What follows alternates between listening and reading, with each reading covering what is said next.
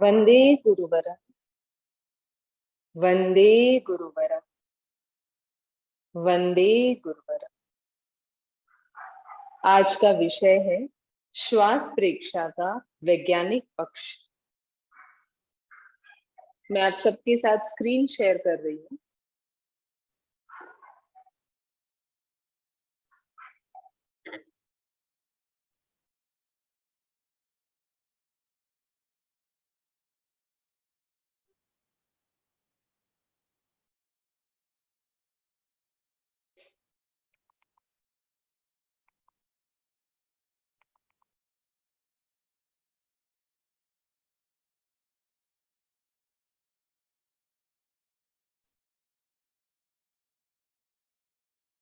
Perception of breathing, scientific perspective. मानव शरीर में खरबों कोशिकाएं हैं।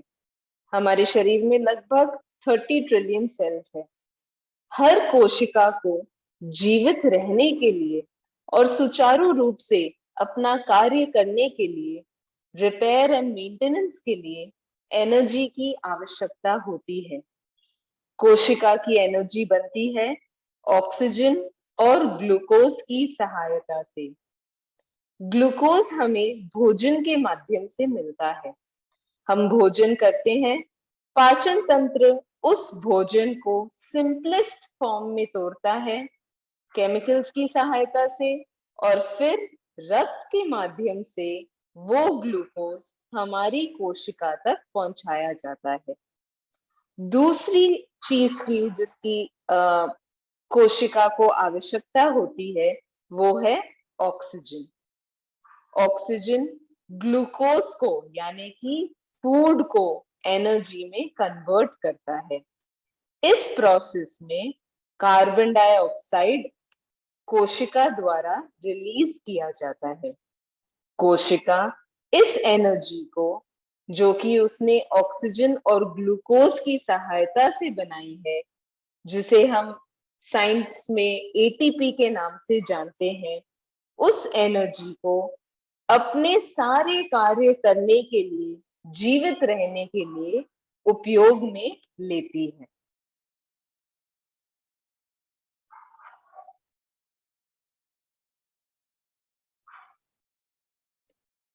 तो ये चीज हमें क्लियर हो गई कि ऑक्सीजन जीवित रहने के लिए कितना महत्वपूर्ण है। हर कोशिका को प्रति पल ऑक्सीजन की आवश्यकता होती है और अलग अलग लेवल्स पे ऑक्सीजन की सहायता से एक कोशिका सुचारू रूप से, व्यवस्थित रूप से अपने कार्य करती रहती है।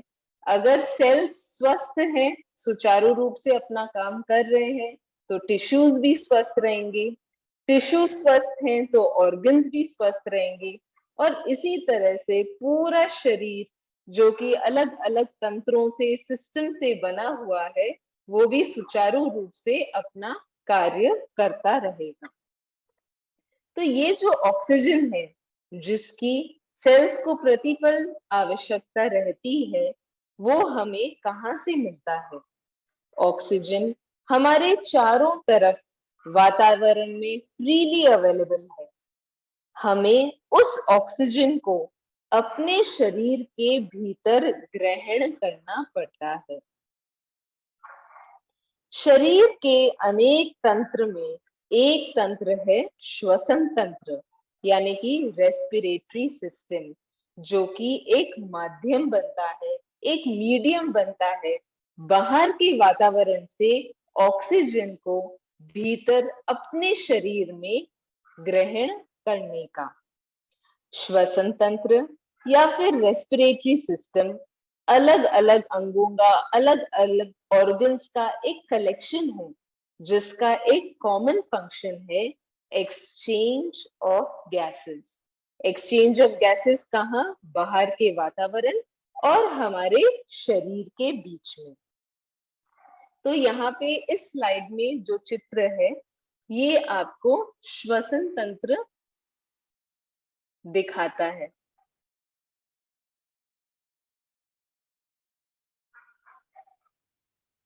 ये है हमारा श्वसन तंत्र, जो कि अलग अलग ऑर्गन से बना हुआ है। अब इन अंगों को, श्वसन तंत्र के पार्ट्स को हम थोड़ा डिटेल में समझने का प्रयास करेंगे। सबसे पहला पार्ट श्वसन तंत्र का है नेजल कैविटी। ये इतना भाग जिसे हम कहते हैं ना नाक के भीतर वाली जो जगह है वो है हमारी नेजल कैविटी। नेजल कैविटी का सबसे इंपॉर्टेंट काम है स्मेल। कोई भी चीज की खुशबू, दुर्गंध या सुगंध जो हमें आती है वो यहाँ नेजल कैविटी में ऊपर के साइड में यहाँ पे अलग अलग न्यूरॉन्स होते हैं जिन्हें ऑल्फैक्टरी न्यूरॉन्स कहा जाता है, जो स्मेल को डिटेक्ट करते हैं और सिग्नल भेजते हैं ब्रेन को, जहां ब्रेन पहचानता है कि ये क्या चीज की स्मेल है। इसके अलावा नेजल कैविटी के 3 बहुत इंपॉर्टेंट फंक्शंस है। ये फंक्शंस है रिलेटेड टू बाहर की गैसेस जो हम भीतर ले रहे हैं उसको कंडीशन कैसे किया जाता है। तो नेजल कैविटी बाहर की गैसेस को कंडीशन करने के लिए 3 इंपॉर्टेंट चीजें करती है। पहला, उसको स्लाइटली वार्म करती है। दूसरा, उसका फिल्ट्रेशन करती है। और तीसरा, उसको ह्यूमिडिफाई या मॉइस्टन करती है। जब ये 3 फंक्शंस नेजल कैविटी परफॉर्म करती है तो जो बाहर की गैसेस हम भीतर ग्रहण कर रहे हैं वो हमारे शरीर के लिए अनुकूल बन जाती है। कि मतलब हाँ, अब ये जो बाहर से हवा भीतर आ रही है वो हमारे शरीर के लिए फेवरेबल है। तो वार्म करना यानी कि उसके टेम्परेचर को, बाहर की जो हवा है उसके टेम्परेचर को हमारे शरीर के अकॉर्डिंग एडजस्ट करना। हमारे शरीर का टेम्परेचर एक पर्टिकुलर लेवल पे मेंटेन हुआ रहता है। हमारा शरीर निरंतर प्रयास करता रहता है सब चीजों को लेवल पे रखने का। ब्लड प्रेशर को लेवल पे रखता है, हमारे ब्लड का जो पीएच लेवल है उसको वो लेवल पे रखता है, हमारे शरीर का जो टेम्परेचर है उसको लेवल पे रखता है। तो निरंतर हमारा बॉडी बाहर के वातावरण के साथ शरीर को एडजस्ट करता रहता है और एक लेवल पे चीजों को मेंटेन करके रखता है। तो सबसे पहला इसका फंक्शन है कि जो बाहर से हम भीतर ग्रहण कर रहे हैं, वातावरण से जो हम हवा ग्रहण कर रहे हैं, पहले उसको वार्म करता है। दूसरा, फिल्ट्रेशन, यानी कि कोई भी डस्ट पार्टिकल है या फॉरेन बॉडी है जो हमारे शरीर के भीतर नहीं जानी चाहिए, तो हमारे नेजल कैविटी के अंदर जैसे छोटे छोटे बाल होते हैं जिसे हम सीलिया कहते हैं, तो वो उन पार्टिकल्स को, डस्ट पार्टिकल्स या फॉरेन बॉडी जो भी है उसको वहीं ट्रैप कर लेती है और हमारे लंग्स तक नहीं जाने देती। और तीसरा जो फंक्शन नेजल कैविटी करती है वो है मॉइस्चन, मतलब स्लाइटली उस बाहर की हवा में वाटर का कंटेंट डाल देती है so that the outer air is not harsh to our body, वो हमारे बॉडी में एडजस्ट हो जाए। नेजल कैविटी के पास जो दूसरा स्ट्रक्चर है रेस्पिरेटरी सिस्टम का वो है फेरिंग्स। फेरिंग्स हो गया ये वाला हिस्सा। तो फेरिंग्स एक कॉमन पैसेज है रेस्पिरेटरी सिस्टम का भी और पाचन तंत्र का भी। ये हमारी ओरल कैविटी है, मतलब जहां से हम भोजन ग्रहण करते हैं, तो भोजन भी यहाँ से जाता है और जो श्वास हम नाक से ग्रहण करते हैं वो भी इसी पैसेज से आगे बढ़ती है। फिर आगे जाके 2 नलियां हो जाती है, भोजन नली और श्वसन नली। लेकिन जो फेरिंग्स वाला भाग है, ये वाला जो भाग है, ये एक कॉमन पैसेज है जो फूड और एयर दोनों को कंडक्ट करता है। तो यहाँ फेरिंग्स में 2 इंपॉर्टेंट स्ट्रक्चर्स हैं। पहला है टॉन्सिल्स और दूसरा है एपिग्लोटिस। टॉन्सिल्स आपने नाम कई बार सुना होगा कि कई लोगों को टॉन्सिल्स की शिकायत होती है, कई बार टॉन्सिल्स में इन्फेक्शन हो जाता है। तो इन्फेक्टेड टॉन्सिल्स का जो नाम है वो है टॉन्सिलाइटिस। टॉन्सिल्स एक तरह के लिम्फोइडिक टिश्यूज होते हैं, ये भी क्या कहते हैं, सोल्जर्स के जैसे काम करते हैं। कोई भी बाहर से अगर फॉरेन पार्टिकल, बैक्टीरिया, कुछ भी फूड में या एयर में आ रहा है, तो टॉन्सिल्स एक इम्यून सिस्टम का भाग है जो उस फॉरेन बॉडी को फाइट करते हैं। और दूसरा स्ट्रक्चर जो फेरिंग्स में पाया जाता है वो है एपिग्लोटिस। एपिग्लोटिस एक मस्कुलर फ्लैप है जो भोजन नली और श्वसन नली पर ऑल्टरनेटिवली रहता है। जब हम भोजन करते हैं उस समय ये मस्कुलर फ्लैप श्वसन नली को कवर कर देता है, और जब हम श्वास लेते हैं उस समय ये फ्लैप भोजन नली को कवर कर देता है। तो फेरिंग्स जो स्ट्रक्चर है उसमें दो इंपॉर्टेंट चीजें हैं, पहला है टॉन्सिल्स और दूसरा है एपिग्लोटिस। रेस्पिरेटरी सिस्टम का अगला हिस्सा है लैरिंग्स, ये वाला भाग। तो लैरिंग्स आवाज को जेनरेट करने में, साउंड की प्रोडक्शन में रोल प्ले करता है। लैरिंग्स को हम कॉमनली वॉइस बॉक्स के नाम से भी जानते हैं। आगे बढ़ते हुए लैरिंग्स जैसे आगे बढ़ता है तो एक पाइप के रूप में होता है और उसे हम कहते हैं ट्रकिया। तो अगला हिस्सा रेस्पिरेटरी सिस्टम का है ट्रकिया। ट्रकिया आगे जाके ब्रांच आउट करता है into the right side and the left side, और इस ब्रांचिंग के बाद ट्रकिया का नाम हो जाता है ब्रोंकाई। और ब्रोंकाई फर्दर ब्रांच आउट करता है into primary bronchi, secondary bronchi और फाइनली टर्मिनल ब्रोंकाई, ब्रोंकियोल्स। इस तरह से, जिस तरह से एक पेड़ जो उसकी ट्रंक होती है काफी चौड़ी और बड़ी होती है, फिर धीरे धीरे उसके ब्रांचेस होते हैं, वो ब्रांचेस और पतली पतली टहनियों में डिवाइड हो जाती है। इसी तरह से ये जो ट्रकिया और ब्रोंकाई ब्रोंक्यूल्स का जो स्ट्रक्चर है वो सिमिलर टू अ ट्री। ऐसा ही समझें कि वृक्ष जिस तरह से ब्रांच आउट करता है उसी तरह से हमारा ट्रकिया भी ब्रांच आउट करता है। तो ट्रकिया से लेके ब्रोंकियोल्स तक, यानी जो फाइनल ब्रांचिंग आउट है, वो सारा एक पैसेज है एयर को कंडक्ट करने का। और जो फाइनल डेस्टिनेशन है जहां पे ये एयर पहुंच रही है उसे हम कहते हैं एल्वियोलाई। वो अंगूर के गुच्छों की तरह होते हैं और हमारे लंग्स के अंदर टर्मिनल पॉइंट्स होते हैं इस प्रकार।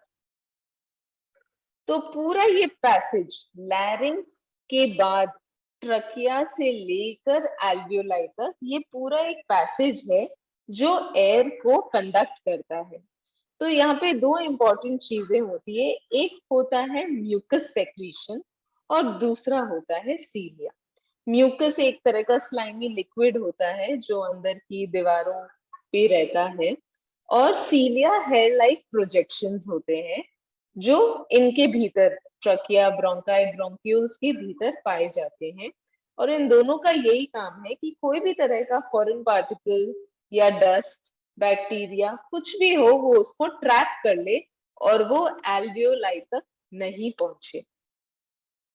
तो ये था the parts of the respiratory system. जहां पे ट्रकिया ब्रांच आउट करती है, जिस पॉइंट पे ट्रकिया ब्रांच आउट करती है, वहां से वो पूरा पोर्शन लंग्स के भीतर रहता है। ब्रोंकाई से लेकर ब्रोंकाई, प्राइमरी जो भी डिविजन्स है ब्रोंकाई के, टिल द एल्वियोलस, वो सारा का सारा एक स्ट्रक्चर में कंटेन्ड रहता है और उस स्ट्रक्चर को हम लंग्स के नाम से जानते हैं। तो ये थे रेस्पिरेटरी सिस्टम के parts, starting from the nasal cavity, फिर फेरिंग्स, लैरिंग्स, ट्रकिया, और फिर आगे का जितना भी भाग है ब्रोंकाई से लेके एल्वियोलाई तक, वो सारा लंग्स के अंदर में कंटेन्ड रहता है। नेजल कैविटी से लेकर ब्रोंकियोल्स तक ये पूरा एक कंडक्टिंग, मतलब बाहर की एयर इस पैसेज से भीतर जा रही है। जैसे ही वो एयर एल्वियोलाई तक पहुंचती है तो एल्वियोलाई का काम होता है एक्सचेंज ऑफ गैसेस। तो यहाँ पे एक एनलार्ज्ड पिक्चर है एल्वियोलाई का आपके सामने। तो लगभग हमारे लंग्स में 300 मिलियन एल्वियोलाई होते हैं। एल्वियोलाई हमारे लंग्स का रेस्पिरेटरी सिस्टम का फंक्शनल यूनिट है। जैसे हमारे नर्वस सिस्टम का फंक्शनल यूनिट न्यूरॉन है, एक स्पेशलाइज्ड सेल है जो एक स्पेशलाइज्ड काम करता है। उसी प्रकार एल्वियोलाई हमारे पूरे रेस्पिरेटरी सिस्टम का एक स्पेशलाइज्ड फंक्शनल पार्ट है। एल्वियोलाई टर्मिनेटिंग पॉइंट है ब्रोंक्यूल्स का, यानी कि जो नेजल कैविटी से जो कंडक्टिंग पाथवे स्टार्ट हुई है वो यहाँ पे आके एंड हो जाती है। ये लास्ट स्ट्रक्चर है और ये लंग्स की सतह पर, यानी कि जो एजेस है, पेरिफेरी है लंग्स का, वहां पे एल्वियोलाई के बहुत सारे गुच्छे पाए जाते हैं। जो आउटर कवरिंग होती है एल्वियोलाई की वो एकदम थिन होती है और चारों तरफ, एल्वियोलाई के चारों तरफ ब्लड कैपिलरीज पाए जाते हैं। क्यों पाए जाते हैं? क्योंकि एल्वियोलाई वो डेस्टिनेशन है जहाँ पे एक्सचेंज ऑफ गैसेस होता है। एक बार बाहर के वातावरण से हमने भीतर श्वास को ग्रहण कर लिया, ऑक्सीजन एल्वियोलाई तक पहुंच गई, फिर आगे उसको सेल तक पहुंचाने का काम ब्लड का होता है।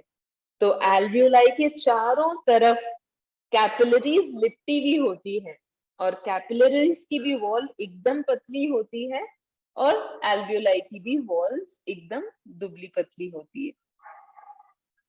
ये हो गई हमारी ब्लड कैपिलरीज। ये जितनी भी ये जाल जैसा आपको दिख रहा है ये सारी ब्लड कैपिलरीज है। और ये जो राउंड स्ट्रक्चर्स हैं, ऐसे जो गुच्छे बने हुए हैं, ये एल्वियोलाई है, ये ब्लड कैपिलरीज है।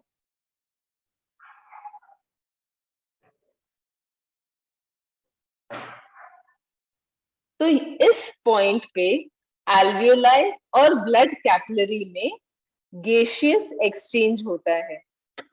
जो एल्वियोलाई में ऑक्सीजन है वो ब्लड कैपिलरी को दे दिया जाता है और ब्लड कैपिलरी में जो कार्बन डाइऑक्साइड है वो एल्वियोलाई में दे दिया जाता है। तो यहाँ पे ऑक्सीजन और कार्बन डाइऑक्साइड का एक्सचेंज होता है by the way of diffusion.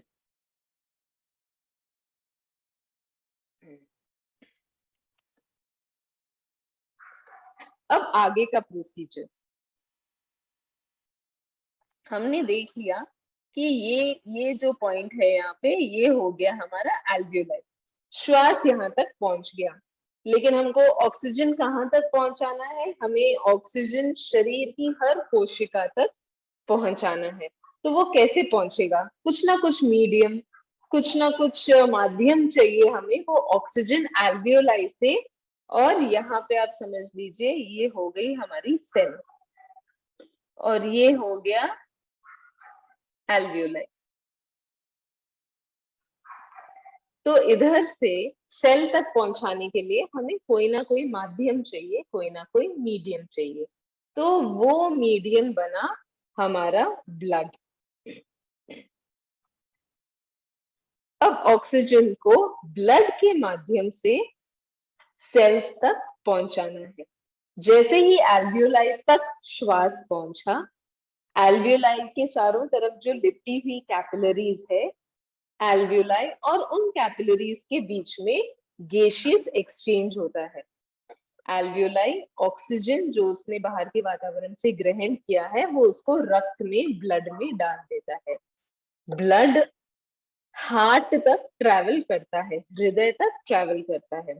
Heart is a pump, और वो क्या करता है, हार्ट का काम है to pump the oxygenated blood. Oxygenated blood वो होता है जिसमें ऑक्सीजन की मात्रा अधिक होती है और कार्बन डाइऑक्साइड की मात्रा कम होती है।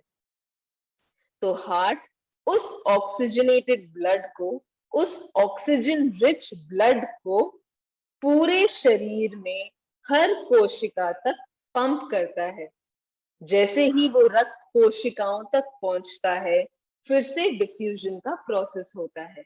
रक्त अपना ऑक्सीजन कोशिका को दे देता है, और स्टार्टिंग में हमने पढ़ा था ना कि ऑक्सीजन और ग्लूकोज, ये लोग एनर्जी कैसे बनाते हैं, जैसे ही दोनों ऑक्सीजन की सहायता से जो ग्लूकोज एनर्जी में कन्वर्ट होता है, तो एक बाई प्रोडक्ट निकलता है विच इज कार्बन डाइऑक्साइड। तो जैसे ही रक्त ऑक्सीजन को सेल्स में डिलीवर करता है, सेल्स अपना कार्बन डाइऑक्साइड रक्त में डाल देते हैं, और ये रक्त जाता है हार्ट के पास। हार्ट उसको पंप करता है लंग्स के पास। लंग्स में जाके एल्वियोलाई में रक्त अपना कार्बन डाइऑक्साइड छोड़ देता है, और हम श्वास जब छोड़ते हैं, वो कार्बन डाइऑक्साइड हमारे शरीर के बाहर निकल जाता है। तो इस तरह से ऑक्सीजन भीतर आता है और कार्बन डाइऑक्साइड हमारे शरीर के बाहर चला जाता है।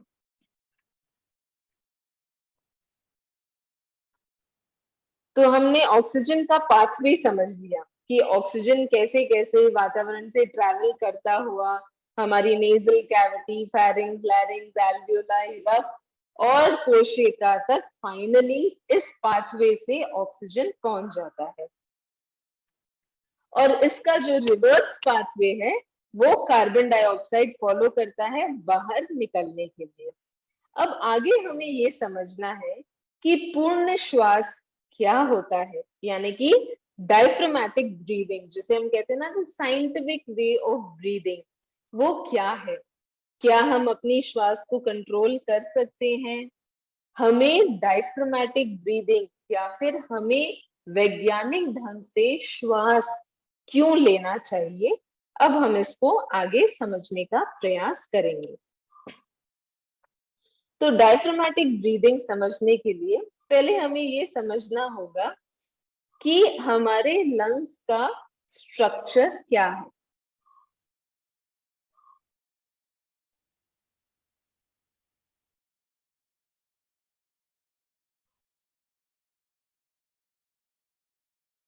तो ये आपके सामने जो स्क्रीन पे चित्र आ रहा है, ये हमारे लंग्स का फोटो है। हमारे शरीर में थोरैसिक कैविटी के अंदर दो लंग्स पाए जाते हैं, एक राइट लंग और एक लेफ्ट लंग। जो चेस्ट कैविटी है उसको थोरैसिक कैविटी भी कहा जाता है। राइट वाला लंग स्लाइटली साइज में लेफ्ट वाले लंग से बड़ा होता है। लेफ्ट लंग छोटा इसलिए होता है because it has to accommodate the heart.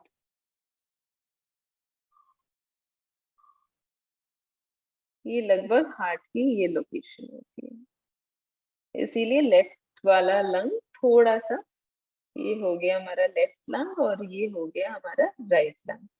तो बिकॉज हार्ट को अकोमोडेट करना रहता है, our left lung is slightly smaller than the right lung.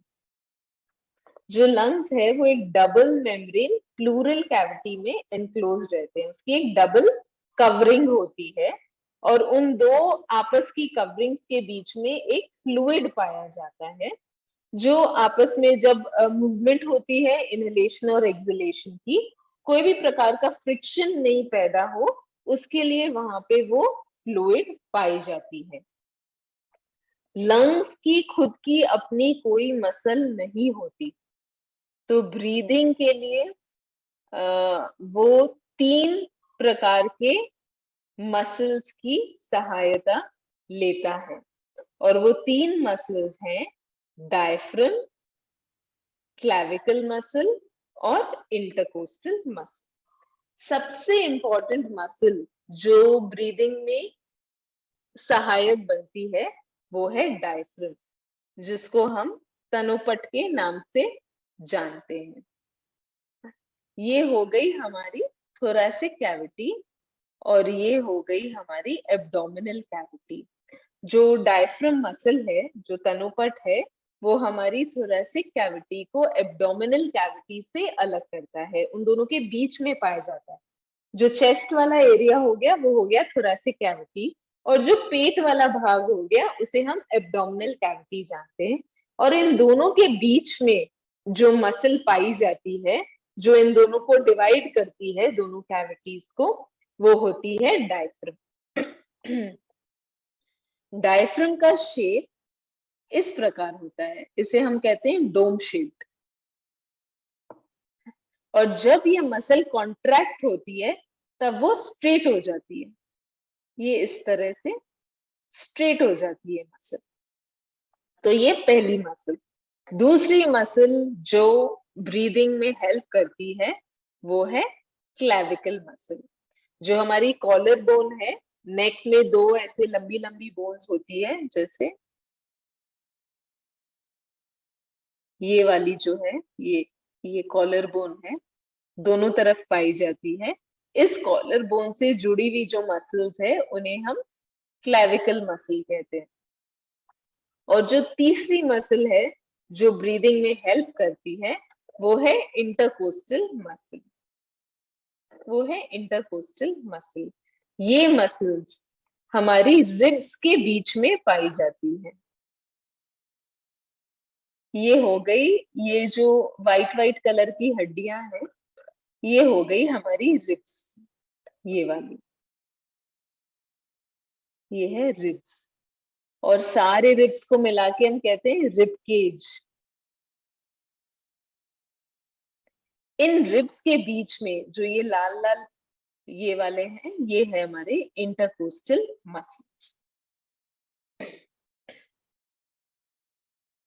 तो इन तीन मसल्स की सहायता से ब्रीदिंग का प्रोसेस एग्जीक्यूट होता है, बिकॉज लंग्स की खुद की अपनी कोई मसल नहीं होती। अब हम देखेंगे कि पूर्ण श्वास क्या है और ये ब्रीदिंग का प्रोसेस इन तीन मसल्स की सहायता से कैसे होता है। अब इनहेलेशन के टाइम, इनहेलेशन मतलब श्वास को भीतर लेना, उसे हम कहते हैं इनहेलेशन। इनहेलेशन के टाइम डायफ्राम, इंटरकोस्टल मसल्स और क्लैविकल मसल्स सब कॉन्ट्रैक्ट होते हैं। ये है इनहेलेशन। तो ये हो गया डायफ्राम, ये कॉन्ट्रैक्ट होता है।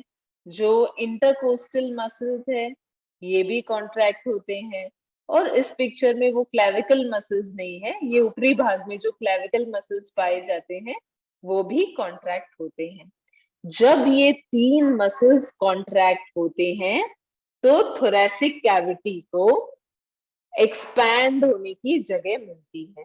वो रिबकेज का जो पूरा ढांचा है वो पूरा एक्सपैंड होता है, हमारे लंग्स एक्सपैंड होते हैं। जैसे ही लंग्स एक्सपैंड होते हैं उसका प्रेशर कम हो जाता है, भीतर जो एल्वियोलाई में प्रेशर है वो कम हो जाता है। प्रेशर कम होते ही वातावरण का जो एयर है वो भीतर रश करता है, हम श्वास को ग्रहण करते हैं। अब एक्सलेशन में पूरा ऑपोजिट होता है। डायफ्राम, क्लैविकल मसल और इंटरकोस्टल मसल, ये तीनों जो कॉन्ट्रैक्टेड थी, अब ये तीनों मसल्स रिलैक्स हो जाती है। जैसे ये रिलैक्स हो जाती है पूरी थोरैसिक कैविटी सिकुड़ जाती है, छोटी हो जाती है। छोटी होती है तो अंदर का प्रेशर बढ़ जाता है और बाहर का प्रेशर अंदर के प्रेशर से कम होता है, तो भीतर की हवा बाहर छूट जाती है, श्वास बाहर चला जाता है। तो पूर्ण श्वास क्या है? हमारे परीक्षा में बताया जाता है कि हम जब श्वास लेते हैं हमारा पेट फूलना चाहिए, और जब हम श्वास छोड़ते हैं हमारा पेट सिकुड़ना चाहिए। जब हम श्वास लेते हैं तब क्या होता है, डायफ्राम जो है वो कॉन्ट्रैक्ट करती है। डायफ्राम का जो शेप है वो डोम शेप है। जब ये कॉन्ट्रैक्ट करती है तो ये नीचे की तरफ इस तरह से फ्लैटन हो जाती है।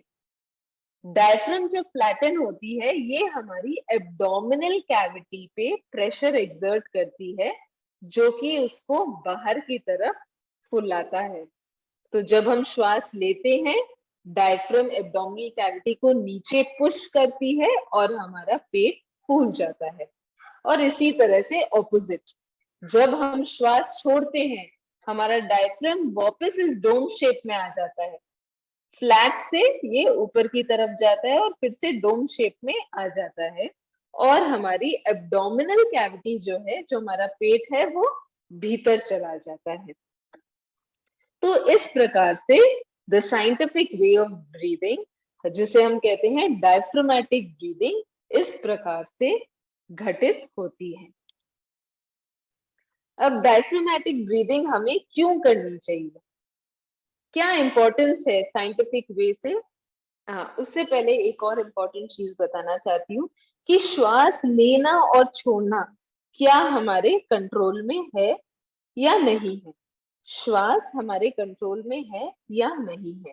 ये श्वसन की जो क्रिया है, ये वॉलेंटरी भी है और इनवॉलेंटरी भी है। वॉलेंटरी का अर्थ होता है कि ये हमारे कॉन्शियस कंट्रोल में है, यानी कि हम अपनी इच्छा से इसको मॉड्यूलेट कर सकते हैं, चेंज कर सकते हैं। हम अपनी श्वास को लंबा गहरा भी बना सकते हैं, हम श्वास को छोटा भी ले सकते हैं। तो इसका मतलब होता है वॉलेंटरी कंट्रोल।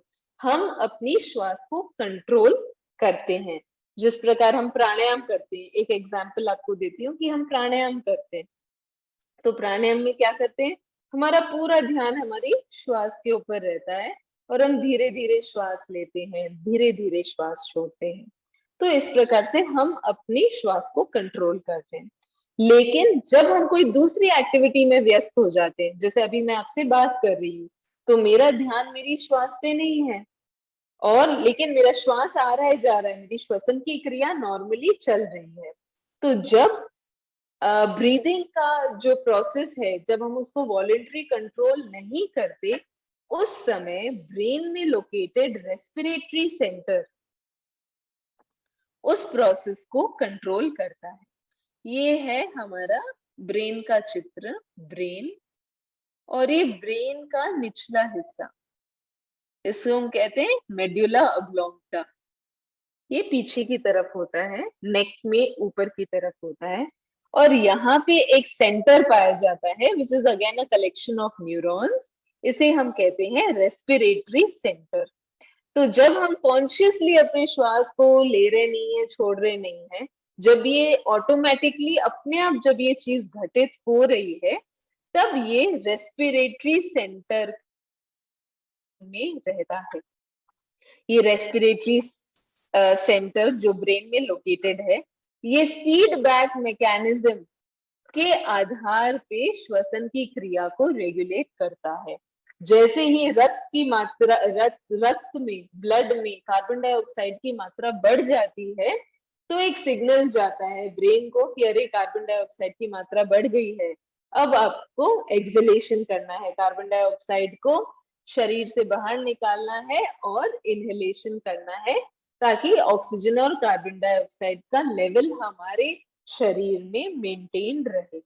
तो इस प्रकार श्वसन की जो क्रिया है वो वॉलेंटरी भी है और इनवॉलेंटरी भी है। हम उसे कॉन्शियसली कंट्रोल भी कर सकते हैं, और जब कॉन्शियसली हम उसको कंट्रोल नहीं कर रहे, जैसे नींद की अवस्था में, नींद में हम अपने श्वास को नहीं देख रहे, हम खाली सो रहे हैं उस वक्त, तो ऐसी सिचुएशन में जब हम कॉन्शियसली अपनी ब्रेथ को कंट्रोल नहीं कर रहे हैं, उस समय ब्रेन में situated respiratory centre feedback mechanism के आधार पर हमारी श्वसन क्रिया को कंट्रोल करता है।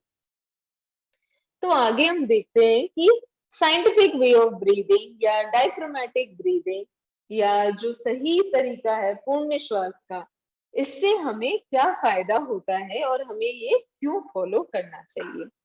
हमारे लंग्स की जो कैपेसिटी है वो 5 to 6 लीटर्स ऑफ एयर को एक बार में ग्रहण कर सकता है, लेकिन नॉर्मली हम केवल 1 से 1.5 लीटर तक ही श्वास का आदान प्रदान करते हैं।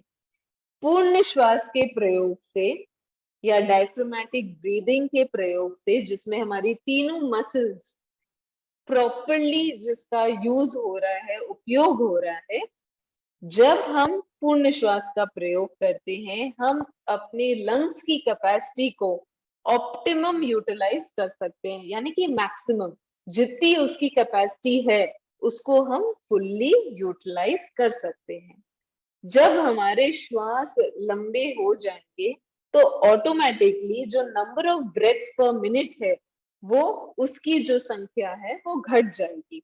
नॉर्मली कोई भी व्यक्ति 1 मिनट में 15 से 20 बार श्वास प्रश्वास करता है, लेकिन डायफ्रामेटिक ब्रीदिंग के प्रयोग से हम उस संख्या को घटाकर 4 से 5 तक ला सकते हैं। और जब नंबर ऑफ ब्रेथ्स पर मिनट हमारी घट जाती है, उस समय हमारे हार्ट पे भी लोड घट जाता है। क्यों? क्योंकि ये ऑक्सीजन को बाहर के वातावरण से सेल्स तक पहुंचाने का जो कार्य है वो रेस्पिरेटरी सिस्टम और ब्लड सर्कुलेटरी सिस्टम दोनों हैंड इन हैंड एक दूसरे के सहयोग से करते हैं। तो जब रेस्पिरेटरी सिस्टम पूर्ण श्वास का प्रयोग होता है तो रेस्पिरेटरी सिस्टम के वो तीनों मसल्स जो हेल्प कर रहे हैं उनका फुल यूटिलाइजेशन होता है, तो ऑटोमेटिकली ब्लड सर्कुलेटरी सिस्टम पे, हार्ट पे, हमारे ब्लड प्रेशर पे इसका लोड कम हो जाता है। तो ये थी आज की प्रस्तुति।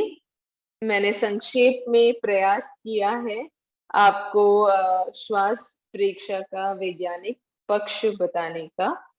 ओम अरहम। Thank you.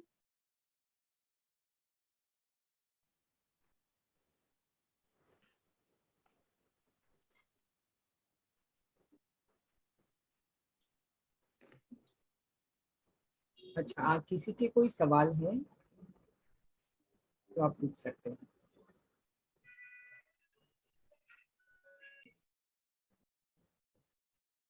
हाँ शोभा जी, प्लीज आप अपने आप को अनम्यूट करें और अपना सवाल पूछें। ये थोड़ा आवाज कम करो। ओम अरहम।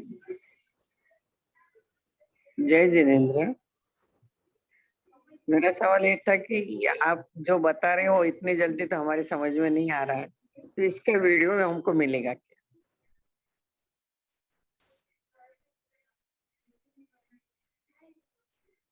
मेरी आवाज आई? हाँ शोभा जी, आपकी आवाज आ रही है। आप फिर से दोहराएं, आप क्या बोल रहे थे? मैंने ये बोला कि आपने जो समझाया वो इतनी जल्दी तो हमें समझ में नहीं आया, तो इसका वीडियो हमें मिलेगा क्या? हमारा पूरा प्रयास रहेगा शोभा जी। हर वीक में हम रिकॉर्डिंग शेयर करते हैं, तो इस बार भी हमारा प्रयास रहेगा, करेंगे, कोशिश करेंगे। आपका कोई सवाल हो तो आप पूछ सकते हैं।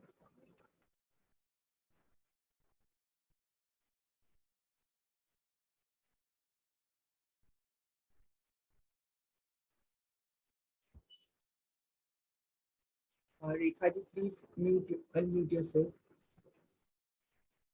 जय जिनेन्द्र। मैंने अभी एक ओशो जी का लेक्चर सुना था, तो उसमें बताया गया था कि सांस लेने जब हम भीतर लेते हैं उस पर ज्यादा ध्यान न दे के सांस छोड़ने में ज्यादा ध्यान देना चाहिए। तो मुझे थोड़ा सा ये कंफ्यूजन था, हम जैसे प्रेक्षा ध्यान में लेते हैं और छोड़ते हैं, दोनों पर इक्वली ध्यान देते हैं, तो क्या उनका कथन सही है या जिस हिसाब से हम चल रहे हैं? क्योंकि उन्होंने उसके साथ ये भी बताया कि जैसे हमारे भीतर के जो सारे इमोशंस हैं वो सब भी हम जब सांस बाहर निकालते हैं तो उसके साथ उसको इजीली निकाल सकते हैं। जो भी हमारे भीतर काम की चीजें नहीं होती है, वो भी हमारी सांसों के द्वारा ही वो गैसेस भी बाहर निकलती है। तो लेने पर ध्यान नहीं देना चाहिए, बल्कि निकालते समय ध्यान देना चाहिए। तो मुझे क्लियर समझ में नहीं आ रहा था। तो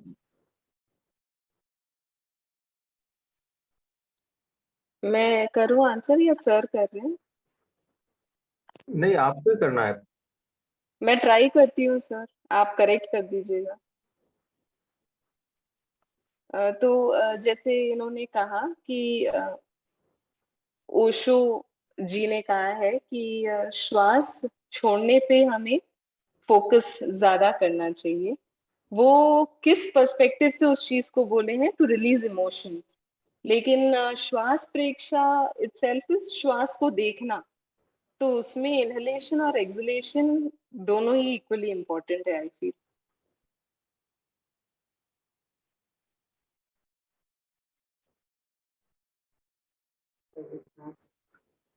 इसमें जैसे प्राणायाम में छोड़ने को महत्व इसलिए दिया गया है कि लेने का समय यदि जैसे हमारी 4 की संख्या में हम श्वास ले रहे हैं, तो कोशिश करें छोड़ने में हम 8 की संख्या जितना समय लगा।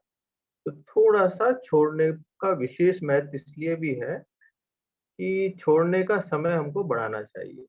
ये आध्यात्मिक दृष्टि से, प्राण पर नियंत्रण की दृष्टि से, हर दृष्टि से छोड़ने पर हमारा समय ज्यादा मतलब छोड़ने पर ध्यान देंगे तो छोड़ने का समय बढ़ जाएगा। और साइंटिफिकली ये भी बोलते हैं कि जब हम श्वास को छोड़ते हैं तो हमारा हार्ट रिलैक्स रहता है और सारी मांसपेशियां रिलैक्स रहती है, तो छोड़ने पर समय थोड़ा ज्यादा लगाना चाहिए। और जहां तक इमोशन के रिलीज करने का प्रश्न है, तो जब हम श्वास को देखते समय ज्ञाता दृष्टा रहते हैं, राग द्वेष और लाइक डिसलाइक से मुक्त रहते हैं, तो इतना करने मात्र से ही हमारी भाव शुद्धि हो जाती है। हम बहुत ज्यादा कल्पनाएं करेंगे कि श्वास के साथ हमारी नेगेटिव इमोशन बाहर जा रहे हैं, तो मुझे लगता है शायद वो इतना काम नहीं करेगा जितना निर्विचार रहना है, ज्ञाता दृष्टा रहना है, ये ज्यादा काम करता है। तो हम श्वास को देखते समय, लेने और छोड़ने के समय हम केवल जाने, केवल देखें, केवल अनुभव करें और छोड़ने पर ज्यादा समय लगाने का धीरे धीरे अभ्यास करें। और अभी माया जी भी हैं शायद, तो उनको जितने भी हमारे अभी प्रेक्षा ध्यान के जब आएंगे एक्सप्लेनेशन, मतलब जो भी प्रेजेंटेशन, तो साइंटिफिक प्रेजेंटेशन में माया जी एज ए एक्सपर्ट भी रहेंगे। तो माया जी को भी जहाँ बोलना हो तो अपनी एक्सपर्ट ओपिनियन रख सकते हैं।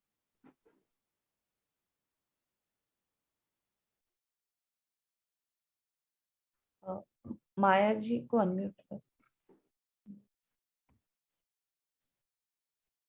माया जी अपने आप को अनम्यूट करें प्लीज। ठीक। जय जिनेंद्र। वैसे मैं थोड़ा इस बाबत पे साइंटिफिकली कुछ कहना चाहती हूँ कि जब हमारे तीन मसल्स कॉन्ट्रैक्ट होते हैं तब इनहेलेशन होता है, और जब हमारे तीनों टाइप के मसल्स रिलैक्स होता है तब एक्सहेलेशन होता है। तो हमारे प्रेक्षा ध्यान में हम लोग ज्यादातर महत्व रिलैक्सेशन पे देते हैं। कॉन्ट्रैक्ट यानी कि तनाव में आते हैं। जब रिलैक्सेशन होता है तब हम श्वास को बाहर छोड़ते हैं, और इसीलिए मेरे ख्याल से जब हम श्वास लेने से ज्यादा समय श्वास छोड़ने में लगाते हैं ताकि हमारे मसल्स ज्यादा समय तक रिलैक्स रह सके, जो तीन मसल्स है। और मेरे ख्याल से साइंटिफिकली तो यही हम कह सकते हैं कि तीनों मसल्स रिलैक्स रहते हैं, इसीलिए एक्सहेलेशन में ज्यादा समय निकालते हैं।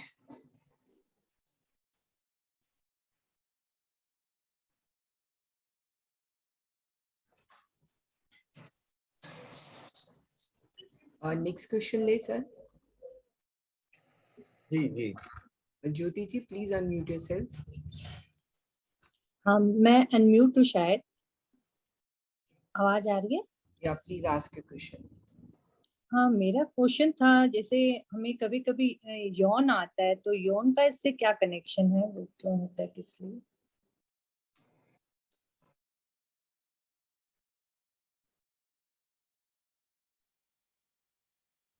आई थिंक माया मैम इसको अच्छे से आंसर करेंगे।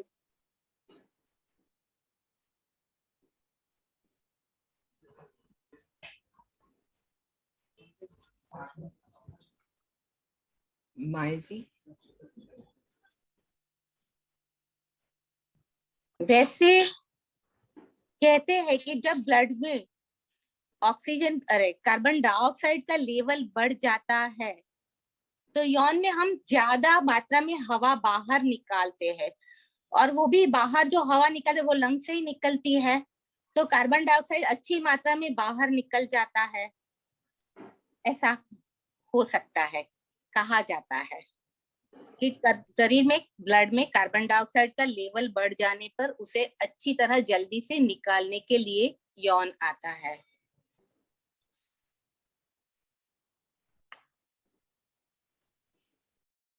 ये नींद से इससे का क्या कनेक्शन है उस time?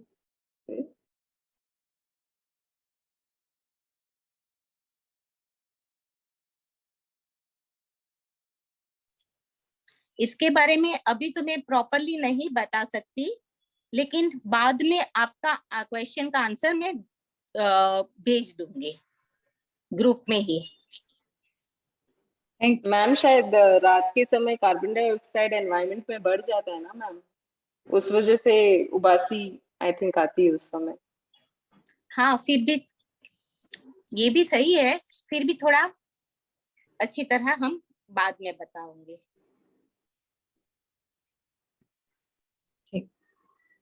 Thank you.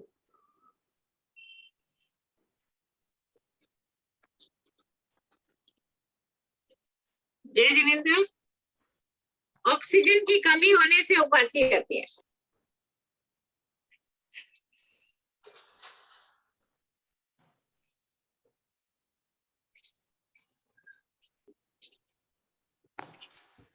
Sunita ji, आपका क्वेश्चन है? क्वेश्चन नहीं है, वो बता रहे हैं कि ऑक्सीजन की कमी होने से उबासी आती है।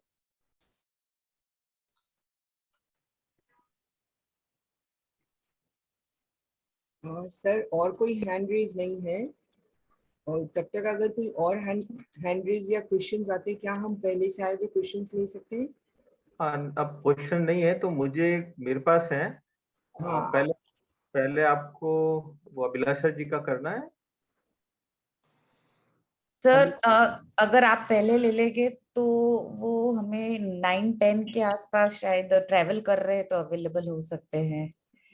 तो अगर वो जुड़ जाते, हम कोशिश करेंगे लास्ट में करें सर, अगर क्वेश्चंस आप ले लेते हैं। ठीक। मेरे पास प्रश्न है। पहला प्रश्न है पवन जी का है, और उनका ये प्रश्न है कि हम 40-45 मिनट ध्यान करते हैं, तो आसन प्राणायाम कितने समय करें? आसन प्राणायाम आइडियली मिनिमम, जो लेवल 2 का एग्जाम देने का सोच रहे हैं, मिनिमम आधा घंटा उनको मिनिमम करना चाहिए। मिनिमम आधा घंटा उनको आसन का अभ्यास करना चाहिए। जैसा मैंने पहले भी बोला, उनको योगी क्रियाओं को एक बार छोड़ देना चाहिए। योगी क्रिया कभी वीक में एक आध बार याद रखने के लिए, प्रैक्टिस करने के लिए करे तो ठीक है, उनको केवल आसनों का अभ्यास करना है। कुछ आसन वो फिक्स कर लें कि कुछ आसन तो उनको रोज ही करने हैं, जैसे सर्वांगासन है, हलासन है, भुजंगासन है, गोमुखासन है। तो जैसे जैसे अपना पश्चिमोत्तानासन है, ये कुछ आसन तो है जो रोज ही करने लायक है। इसके अलावा कुछ आसन ऐसे हैं जिनको आप बाय रोटेशन कर सकते हैं। 2-3 आसन का आप रोटेशन रखें कि आपको 2-2 दिन उनको रोटेशन से कर लें, तो हफ्ते में आपका पूरा लेवल 2 का पूरा आपका सिलेबस कवर हो जाए। तो आप जब लाडनू एग्जाम देने आए तो आपके सारे के सारे आसन अच्छे से लग जाए, और आपको कभी कहीं जाना भी पड़े, कहीं करके दिखाना पड़े, तो सारे आसन आप लगा सके। ऐसा अभ्यास होना चाहिए। तो मिनिमम आधा घंटा, और डेली बिल्कुल कंपलसरी करने वाले आसन में जैसे में सर्वांगासन, हलासन, मत्स्यासन, भुजंगासन, और बैठने वाले में पश्चिमोत्तानासन, गोमुखासन आदि आदि आसन रोज करने चाहिए। अगला प्रश्न है श्वास, ज्योति जी बैद का प्रश्न है, श्वास परीक्षा में रंग का अनुभव और गंध का अनुभव कैसे करना है? इसके लिए आपको प्रयास नहीं करना है। जैसे ही आपकी एकाग्रता बढ़ेगी, श्वास के प्रति जागरूकता बढ़ेगी, आपको अपने आप हो सकता है कभी रंग दिख जाए और श्वास के साथ जो गंध है उसका अनुभव हो जाए। तो ये आपको इसका कोई प्रयास नहीं करना, आपको तो केवल श्वास पर पूरा कंसंट्रेशन रखना है। ज्ञाता दृष्टा होकर, लाइक डिसलाइक से मुक्त होकर केवल श्वास के अनुभव में ही रहना है। फिर आपको ये सारे अनुभव अपने आप होने वाले हैं, इसके लिए कोई प्रयास नहीं करना है। और जहां तक खुली आंख से नहीं, बंद आंख करके आपको केवल श्वास पर एकाग्रता से ध्यान लगाना है, श्वास का अनुभव करना है। तो रंग दिखना, प्रकाश दिखना, गंध का अनुभव होना, हो सकता है आप श्वास को देखते देखते तेजस शरीर को देखने लग जाएं। ये आपके प्रयास से कुछ भी नहीं होने वाला, ये सब अपने आप होता है। एकाग्रता बढ़ती है कभी कभी तो ये सब अपने आप हो जाता है। तो केवल आपको श्वास को देखना है एकाग्रता से, और कोशिश करें कि आप बिल्कुल श्वास में ही डूब जाएं, श्वास के अलावा कुछ अनुभव ही ना हो आपको, ऐसा अभ्यास करें। अगला प्रश्न है कि कायोत्सर्ग में भारीपन और हल्केपन का अनुभव कैसे करें? अब भारीपन और हल्केपन का अनुभव तो आपको तो ज्यादा हल्केपन का ही अनुभव करना है। भारीपन के अनुभव के लिए ताड़ासन कराते हैं पहले, और फिर शीशे की भांति शरीर के भारीपन का अनुभव कराते हैं।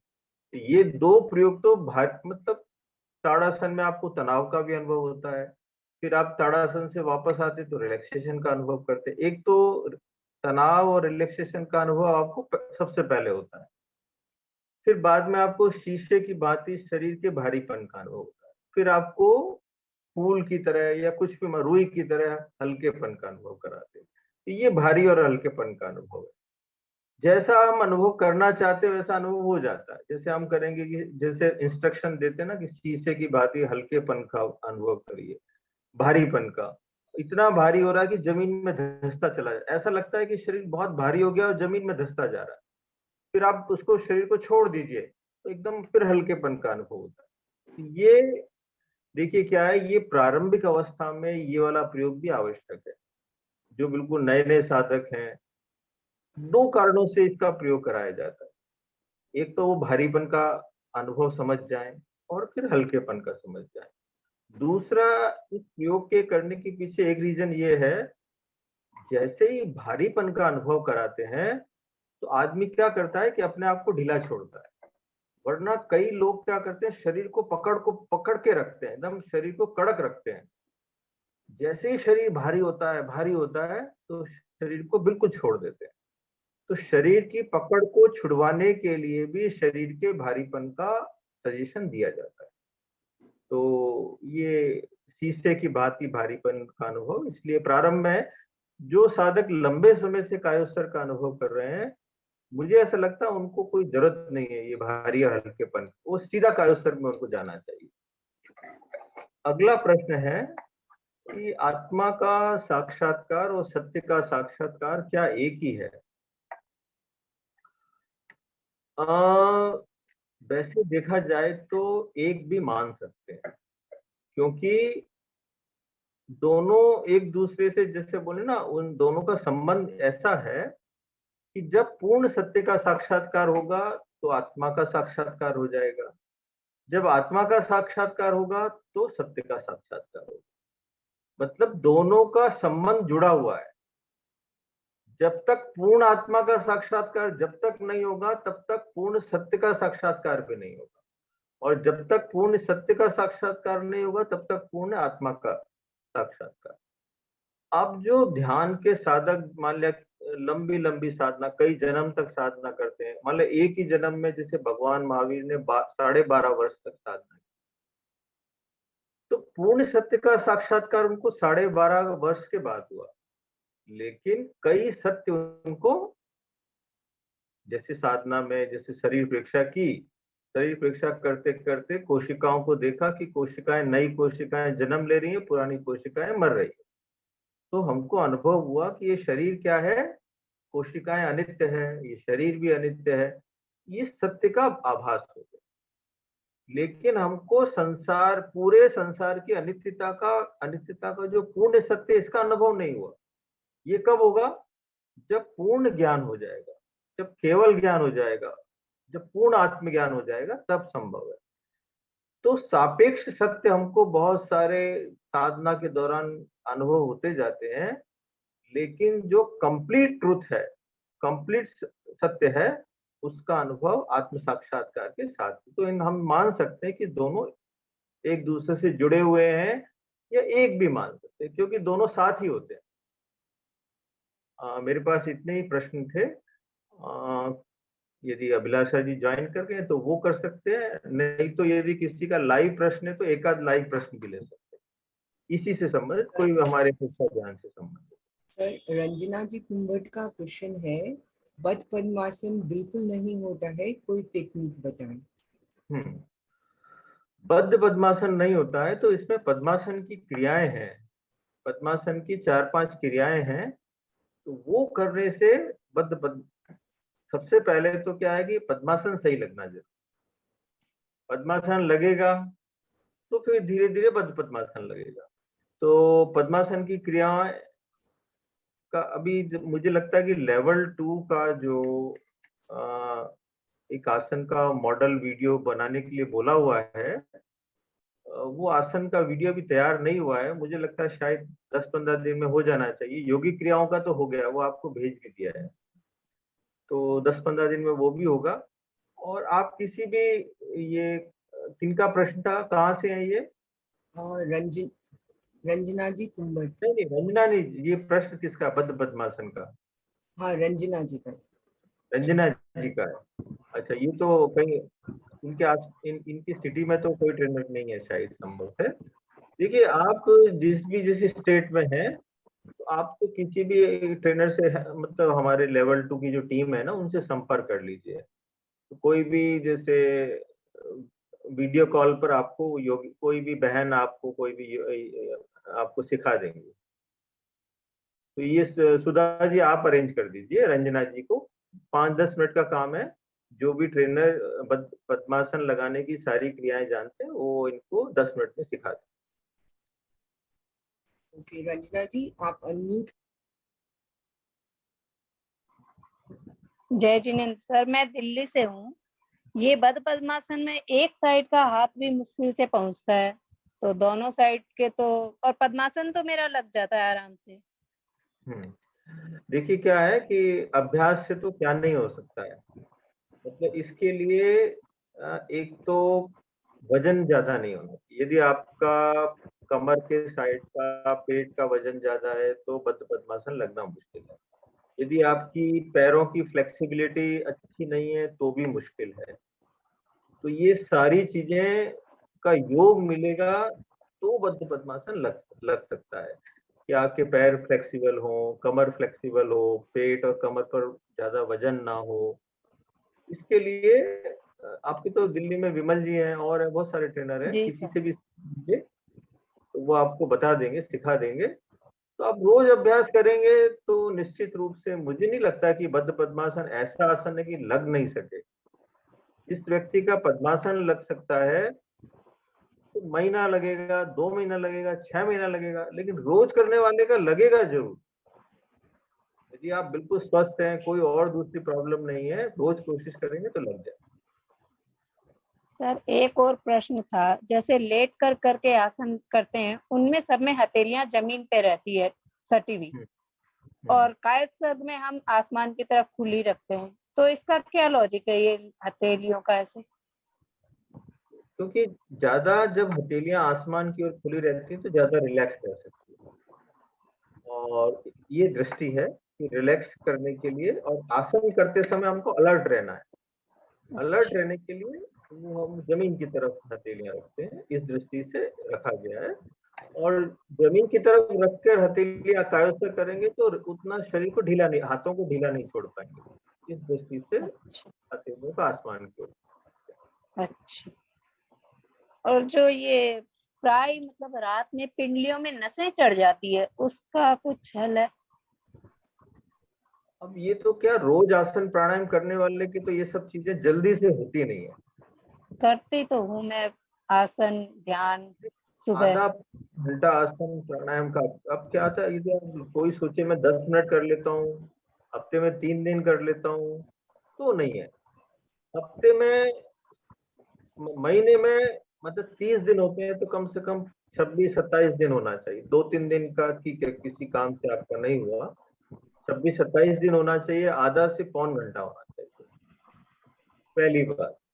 दूसरी बात है आहार संयम होना चाहिए। एक साधक है उसका पूर्ण आहार संयम होना चाहिए, इतना आहार संयम हो कि घर में 50 चीजें बने, लेकिन यदि उसको लगे कि ये मेरी ध्यान साधना के लिए अनुकूल नहीं है तो वहां हाथ ही नहीं करे। सबको बनने दे। बच्चों के, यदि आप माँ है तो बच्चों के लिए भी बनाए, लेकिन आप नहीं खाए। तो अपना संयम अपने द्वारा है, अपना संयम रख सकते हैं, दूसरों पर नहीं थोप सकते। घर में तो सब बनेगा क्योंकि अलग अलग रुचि वाले लोग हैं, लेकिन अपना संयम इतना उत्कृष्ट होना चाहिए कि सब कुछ डाइनिंग टेबल पर हो फिर भी हाथ नहीं जाए, इतना संयम हमारा खुद का होना चाहिए। संयम होगा, आहार संयम होगा, रोज आसन प्राणायाम करेंगे, शरीर स्वस्थ भी रहेगा, जल्दी से छोटे मोटे। अब कुछ समस्याएं हमारी उम्र के साथ आती है, तो वो समस्याओं को टाला नहीं जा सकता। अब 60 साल के बाद कुछ ना कुछ छोटा मोटा चलता रहता है, फिर भी अब मैं आपको कई सारे उदाहरण दे सकता हूँ कि जो 90 साल तक भी सारे काम अपने हाथों से करते हैं। मुनिश्री ताराचंद जी थे, 89 ईयर्स के थे, उन्होंने सारा काम, कपड़े धोने से लेकर सारा काम अपने हाथों से 89 ईयर्स में करते थे। आहार संयम और आसन प्राणायाम, ये 2 कारणों से उनका शरीर 90 साल तक पूर्ण रूप से स्वस्थ है। और भी कई उदाहरण हैं और आपको गृहस्थ जीवन में भी मिले। एक बात मुझे, अब क्वेश्चन यही खत्म करते हैं। अब मेरा एक इम्पोर्टेंट आज के है,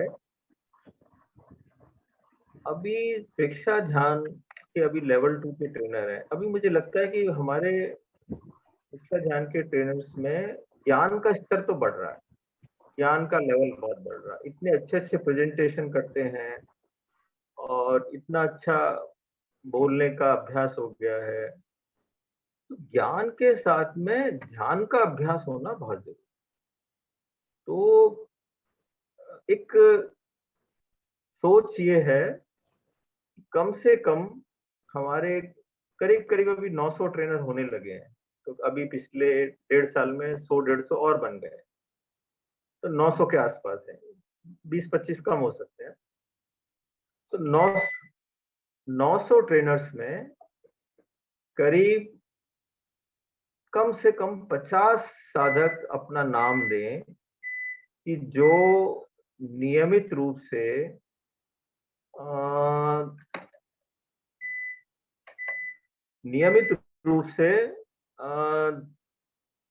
2 घंटे मिनिमम, मतलब हफ्ते के 14 घंटे की साधना करने की तैयारी करते।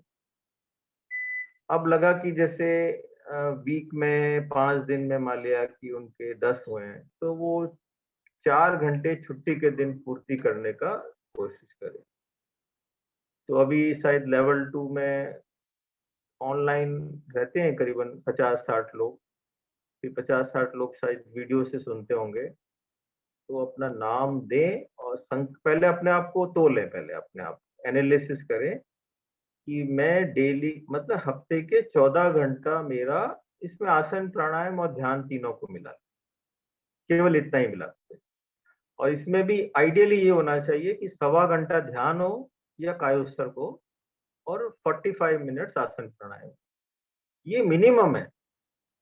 3 घंटे वाले मिले साधक अच्छे हैं, क्योंकि हमारे प्रेक्षा ध्यान का विकास का मूल आधार बनेगा गहरी साधना। बहुत अच्छे वक्ता बन जाएंगे, ज्ञानी वक्ता बन जाएंगे, ध्यान का अभ्यास कम होगा तो ज्यादा लंबा नहीं चलेगा। क्यों नहीं चलेगा? बहुत सारे प्रश्न परीक्षा ध्यान में आगे अनुभव के आधार पर आते हैं। खाली किताबी ज्ञान होगा, अनुभव का ज्ञान नहीं होगा तो दिक्कत आएगी। दूसरा, परीक्षा ध्यान प्रैक्टिकल को बहुत इंपॉर्टेंस देता है। परीक्षा ध्यान का ये मानना है कि हमारे भीतर की भाव शुद्धि का प्रमुख आधार हमारा प्रयोग है। किताबों के ज्ञान से नहीं हो सकता है। आप पूरा जीवन पढ़ते ही जाएंगे, होगा उससे, पढ़ने से, मनन करने से होगा, लेकिन प्रैक्टिकली जल्दी संभव है।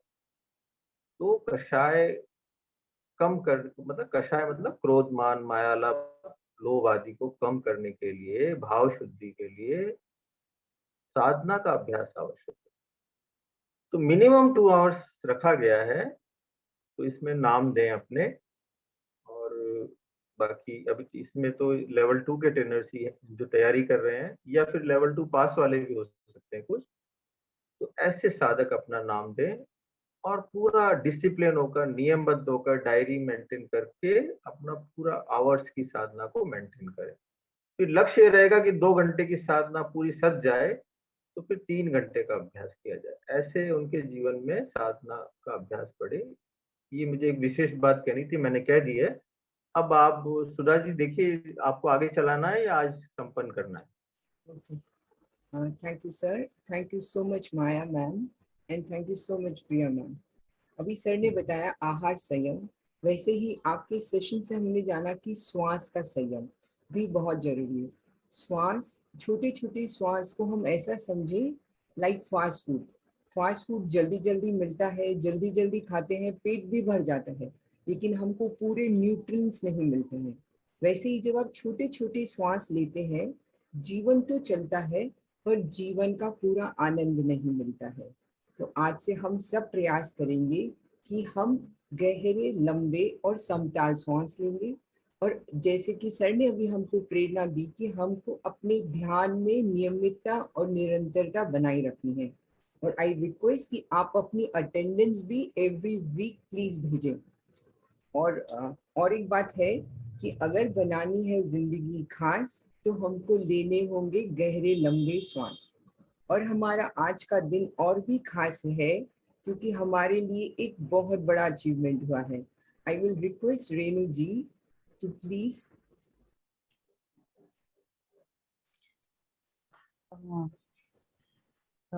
अभिलाषा जी, शायद उनकी फ्लाइट लेट है, बट आज हमें अनाउंस करना था, बताना था, सबके साथ शेयर करना था कि एज अ लेवल 2 ट्रेनर अभिलाषा जी ने कल जो सूरत में ग्रैंड फिनाले हुआ था काव्य अमृतम का, अखिल भारतीय तेरापंथ महिला मंडल के तत्वावधान में हुआ था, तो उसमें वो सेकंड रनर अप रहे हैं। और हम सब के लिए इतनी प्राउड की बात है कि 400 participants all over the India, उसमें से 43 सेमीफाइनलिस्ट, उसमें से 15 फाइनलिस्ट ऑल ओवर इंडिया कल सूरत आए थे, बेंगलुरु, कोलकाता, कहाँ से, वाशी, मुंबई, सेलम आए थे। और उनमें से हमारे लेवल 2 ट्रेनर, हमारे वर्किंग कमिटी के बहुत डियर मेंबर अभिलाषा जी सेकंड रनर अप रहे। और मैं और श्वेता जी वहां लाइव थे और उनकी इतनी सुंदर प्रस्तुति, उनके हाव भाव, कॉन्फिडेंस एंड एक सीखने लायक बात थी हम सबके लिए। तो हमने सोचा क्यों ना इतना बड़ा अचीवमेंट है हम शेयर करें, अप्रिशिएट करें अपने ट्रेनर्स को। तो ये हमने Sadhana ji, can you please share the slide, और श्वेता जी कोई भी, तो हम 1-2 स्लाइड भी शेयर करेंगे। कल उनका फ्लाइट लेट हो गया, नहीं तो हम उनको भी 2 मिनट सुनते, बट नेक्स्ट टाइम सुनेंगे। प्लीज स्लाइड शेयर करिए। और साध्वी प्रमुखा जी, कनक प्रभा जी, जो उनकी कविताएं थी उसके ऊपर आधारित था और बहुत सुंदर कार्यक्रम हुआ था। यस श्वेता जी, अभिलाषा जी, और हम सबको बहुत प्राउड की फीलिंग हो रही है। श्वेता जी एक और है, प्लीज वो भी शेयर कर दीजिए। ये अभिलाषा जी, ओम और हम सभी उनके लिए प्लीज कर सकते हैं, और हम नेक्स्ट वीक उनका अनुभव सुनेंगे। ओम आराम।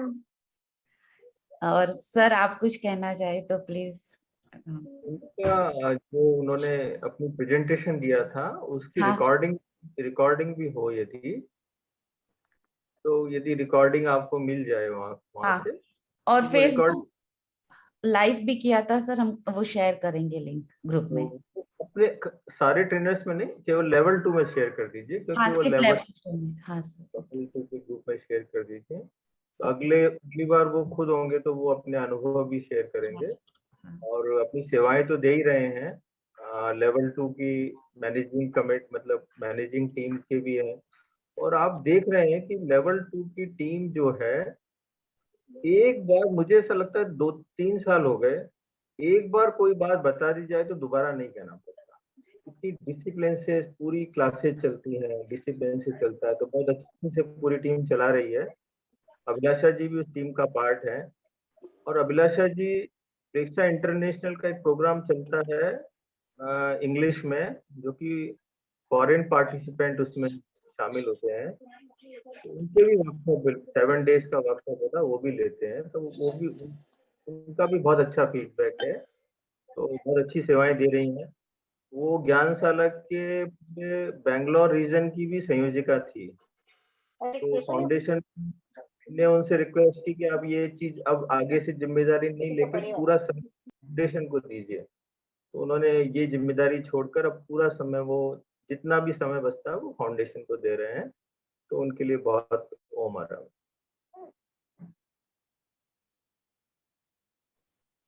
Thank you so much sir. फिर आज के सेशन को यहीं खत्म करें।